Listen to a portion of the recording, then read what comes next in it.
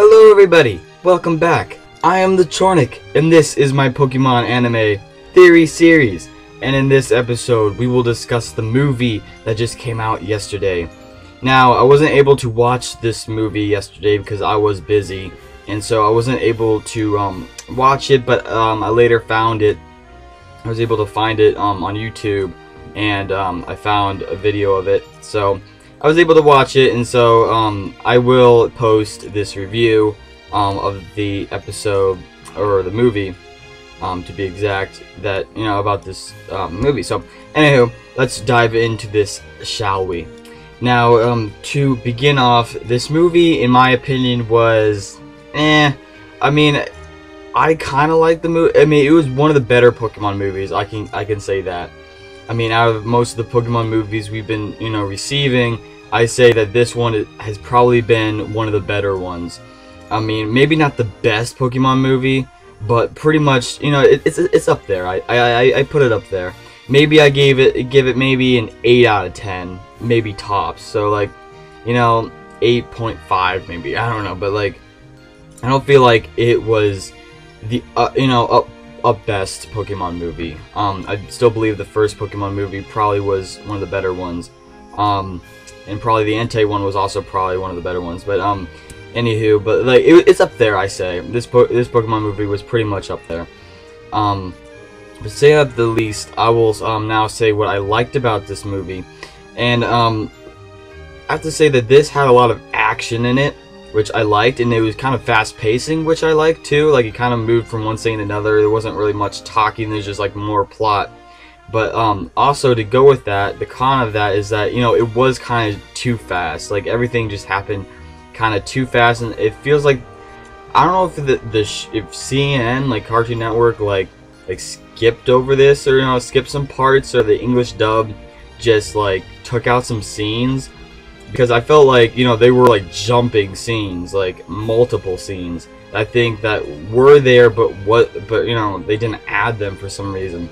But I was kind of wondering about that, like what happened, like, you know, why aren't we seeing that one scene with Ash and Serena, you know, in the canyon, and, you know, they're on the ground, and, you know, Serena lost her hat, and they're like all scruffed up and everything. So, and like, you know, Ash is like, oh, we'll never give up, you know, like, and he, like, in that trailer, maybe that was just part of the trailer, but or part, maybe it was the Japanese version.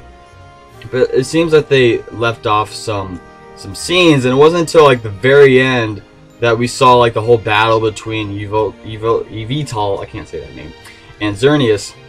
And, you know, it wasn't until the very end. So I was watching this whole movie, I'm just like, where are the legendaries? Are they even gonna show them? Like, it was like not until the very end of the movie that they showed them. So I was kind of wondering about that. But anywho, let's go back to the other good points about this episode. There were some Amore shipping moments within this episode too, for you Amore shippers. There was two scenes I could probably point out. One was with Serena gazing at Ash and Diancie when they were, you know, wishing on falling stars, and that was kind of the most, probably more of the Amore shipping moment. And the other one was when they were trying to climb over a fallen tree, and Ash, like, you know, grabbed Serena's hand and helped her over.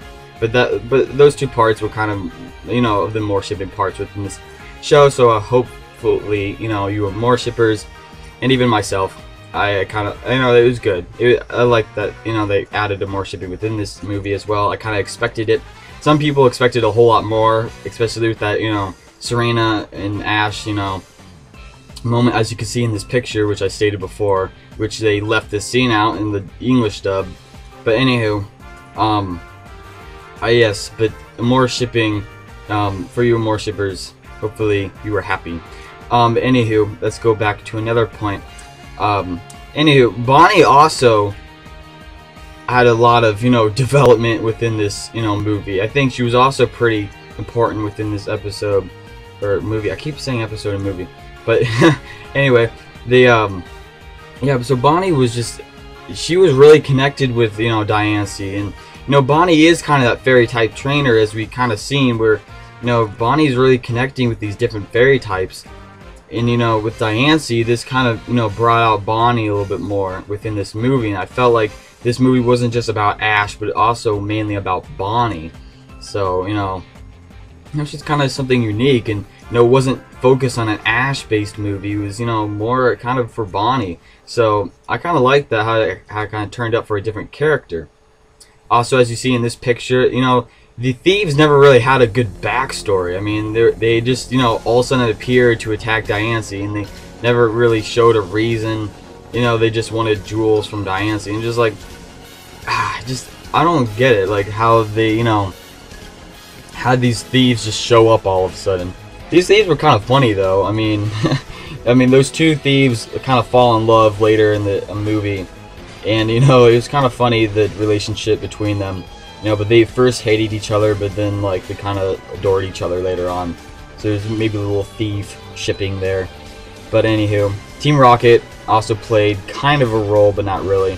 They were also turned to stone later. Speaking which of turning to stone, yes, Pikachu, you know, as a lot of people, you know, found out and knew and was waiting for to see this movie for, was when Pikachu died.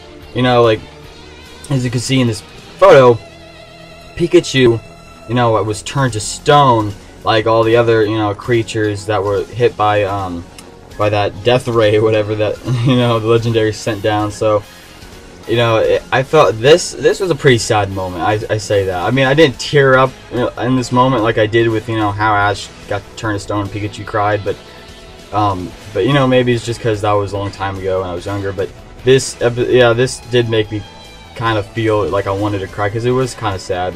But yeah, this Pikachu moment was, you know, but yet it was only for like 8 seconds, and then they had Pikachu resurrected again. But anywho, I mean, so I feel like they did, you know, speed up a lot of parts within this movie, which I did not like.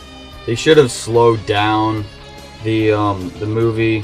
I mean, they should have slowed down a lot of the scenes for, you know, for you to get the feels and everything. I mean, they should have slow down the parts. If they did that, at least, I'd say I give it maybe a 9 out of 10.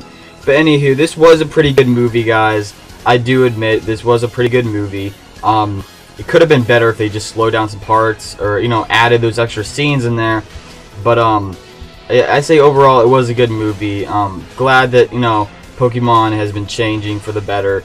And thanks, guys, for watching. Please post your thoughts and ideas about this movie in the comment section below. Thanks, guys, and peace out.